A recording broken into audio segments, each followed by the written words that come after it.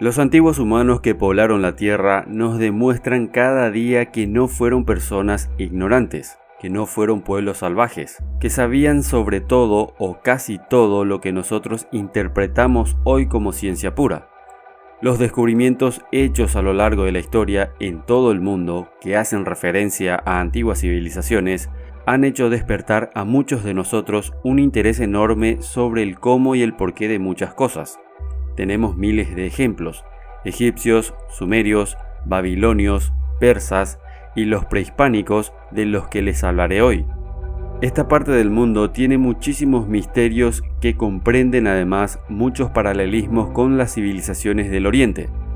Nosotros no podemos quedarnos callados sin hacer alusión a estos hechos. Por eso hoy les traigo un conjunto de descubrimientos y hechos, valga la redundancia, que de alguna manera conectan cabos entre todas las culturas ancestrales de nuestro planeta, sean estas grandes civilizaciones o pequeños pueblos. En cuanto a la parentela con las antiguas civilizaciones que conocemos y en el mundo de la América precolombina, los monumentos abren horizontes todavía más fantásticos, comenzando por la escultura central de la famosa Puerta del Sol de Tiahuanaco, que se dice representa a Viracocha, el dios creador, y que tiene rasgos evidentemente egipcios. Y no hablemos del misterioso arco, hecho de un bloque de andesita de 4 metros de largo y 3 de alto. En la misma ciudad muerta existen monolitos que hacen pensar en las puertas de Persépolis. Asimismo, es interesantísima la llamada Piedra de Chavín, trozo de diorita que mide 1,80 m de largo y 45 centímetros de ancho, descubierta en Chavín de Huantara, entre ruinas incaicas y preincaicas, estas últimas probablemente pertenecientes a la misteriosa civilización que edificó Tiahuanaco. Esta piedra de rara belleza, que el arqueólogo Harley cree que fue esculpida hace unos 21.000 años, presenta en el centro una figura muy parecida a ciertas pinturas murales egipcias, que representan a un personaje que lleva en cada mano un tridente y cuya cabeza está circundada por una aureola de serpientes y pies que tienen formas de raíces. Todavía volvemos a encontrar al antiguo Egipto en las ruinas de Ocochingo, en el Palacio de Milla, en el Templo del Sol en Cusco, en las pirámides de Xochicalco, en Teotihuacán, en Cihuatán, en Palenque, y en todos los pueblos precolombinos de América y Centro Meridional se levantan pirámides escalonadas. Es la misma pirámide, idéntica pirámide que se yergue en el Sáhara, en Egipto, la misma mole truncada de 7 plantas que los sumerios levantaron entre el Tigris y el Éufrates, la misma majestuosa que dominó Babilonia. Detengámonos un momento en Palenque, o mejor en el vasto campo de ruinas mayas, a 8 kilómetros de la pequeña ciudad, dominado por una gran pirámide escalonada. Durante más de un lustro, esta última centró la investigación de una expedición dirigida por el arqueólogo mexicano profesor Alberto Ruz. Los locales interiores habían sido rellenados siglos atrás por alguna razón oscura de tierra y piedras, cuya remoción retrasó considerablemente las investigaciones que, sin embargo, habían de terminar con un descubrimiento sensacional. Habiendo penetrado a través de un corredor secreto en los subterráneos de la gran construcción, el profesor Ruz se encontró en una salita de 3,65 metros de largo y 2,15 metros de ancho, cuyo pavimento estaba formado por una sola baldosa cubierta de jeroglíficos indescifrables en gran parte, y de figuras del Sol, de la Tierra, de la Luna y del planeta Venus, bajo cuyo signo están muchas culturas americanas. Al notar que bajo el pavimento debía haber un espacio vacío, el científico hizo levantar la baldosa y de esta forma sacó a la luz un gran sarcófago de piedra roja, que contenía el esqueleto de un hombre de 1,73 m, adornado de magníficas joyas, con el cráneo cubierto con una máscara de jade que reproduce con toda perfección los contornos del difunto.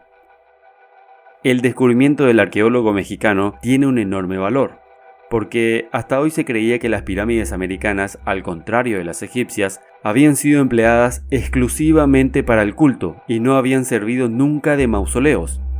El faraón de Palenque representa, por lo tanto, otro misterioso lazo entre las antiguas ciudades mediterráneas y las Américas, una enésima apasionante incógnita común entre sí.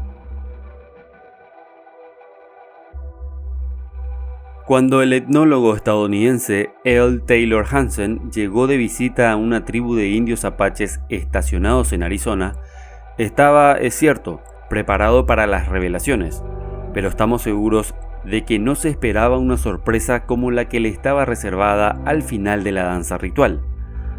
A este científico no le interesaba el lado puramente folclórico de la ceremonia. Él estaba siguiendo una leyenda, el hilo de un pasado tan remoto que no era más que la sombra de un recuerdo.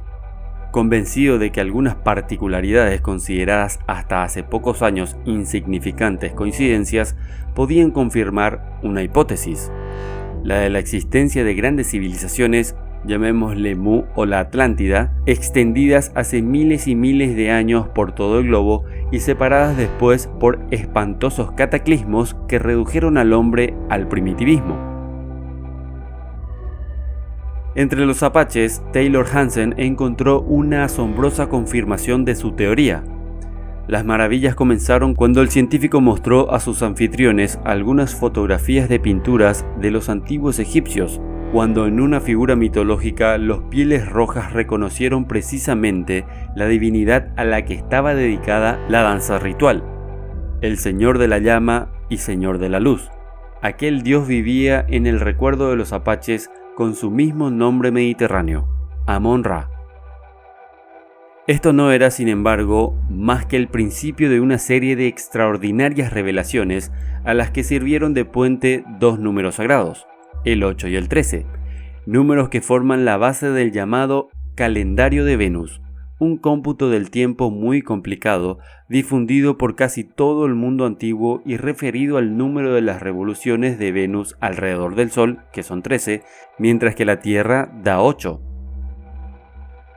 Sabiendo que aquel calendario era de uso común para las civilizaciones precolombinas de la América centro-meridional, Taylor Hansen se puso a hablar de ellas y los apaches identificaron en aquellos lugares las tierras donde la tradición pone el centro de su legendario imperio del pasado. No solamente reconocieron al gigante barbudo de Tiahuanaco sin haberlo visto nunca, sino que, observadas las fotografías de Machu Picchu, se pusieron a hablar de ellas con gran competencia a pesar de que ninguno de ellos había estado jamás allí y muchos creían que se trataba solamente de un mito. Vivíamos en la antigua tierra del fuego rojo, contó al etnólogo un viejo sabio indio. Este le contó una historia transmitida por innumerables generaciones, mucho antes del diluvio, y que la entrada de la ciudad era tal que uno se perdía. Entonces, nuestro país estaba en el corazón del mundo. Allí iban los pueblos a pedir justicia. La capital era inmensa. Las naves se perdían en la entrada del puerto si no se les indicaba la entrada justa. La tierra no era muy extensa, pero las montañas eran las más altas del mundo entonces, y en sus entrañas estaba el dios del fuego. Por su furor precisamente fue destruida la antigua tierra. El dios dejó sus cavernas subterráneas, salió a la superficie a través de las montañas y derramó fuego y muerte sobre la gente enloquecida de terror. La gente huyó. Después el océano se retiró y nosotros ya no volvimos a ver el mar.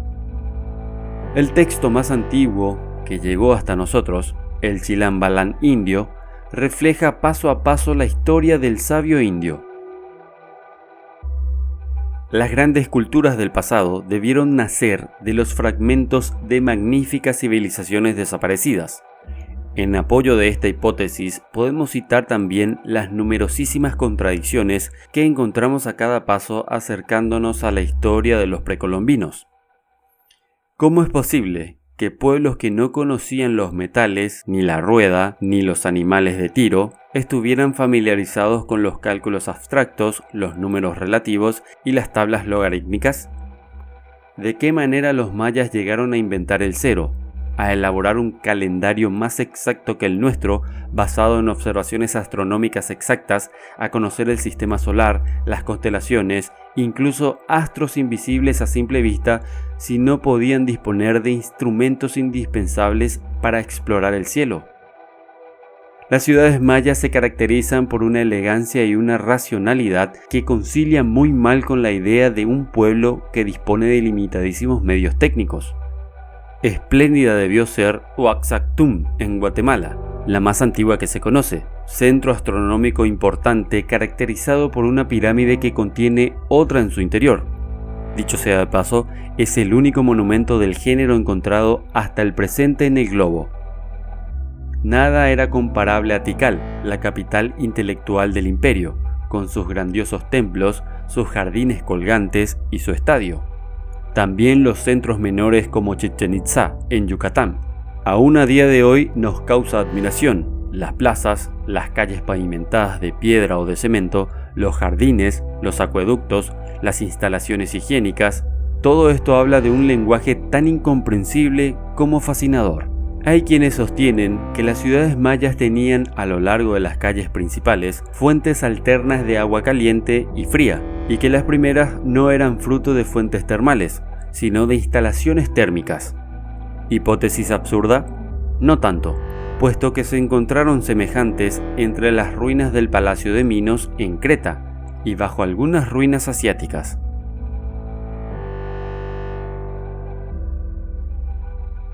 Los monumentales adelantos de los pueblos o civilizaciones prehispánicas son desde todo punto de vista extraños de digerir cuando tenemos en cuenta los postulados de los libros que se establecieron como verdades absolutas. Se establecieron así sin dimensionar lo adelantado que estaban en una época tan precaria como hace miles de años. En mi afán por entender muchas cuestiones extraordinarias, como las ya mencionadas anteriormente, presumo que los nativos americanos tuvieron algún tipo de contacto con otras civilizaciones, ya sean oceánicas u orientales. Y si no fue así, ¿cómo explicamos las semejanzas? ¿Cómo explicamos los paralelismos extremos? Es como para pensarlo una y mil veces. No tengo duda de que la globalización fue en una época remota un tema muy común y a los hechos me remito. El que no quiere verlo así, creo que sufre de ceguera o de falta de interés por estos hechos. ¿Qué te pareció el vídeo? Espero tu opinión y tus aportes sobre más temas como este. Desde ya muchas gracias y hasta pronto.